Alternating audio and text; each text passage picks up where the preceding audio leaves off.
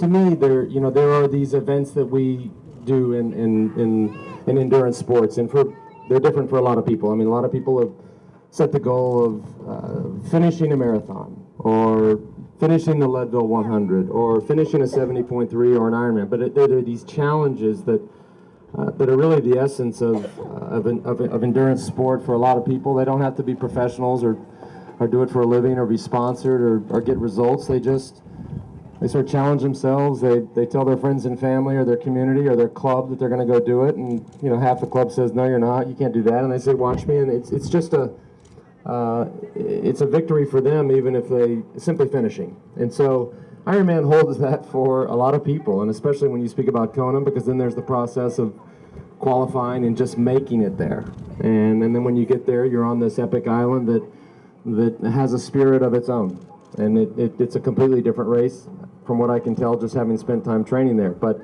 it's something was there. Obviously, I had a history there, and speaking of, I wanted to pick up what Marino said. I mean, a lot of people said, oh, he's coming into our sport, but a lot of people have looked at it and said, well, wait a second, back up. This wasn't a guy coming to triathlon that won the Tour de France 7 times. This was a triathlete that went and won the Tour de France 7 times, and now he's back to the triathlons again. So it just depends the way you look at it. But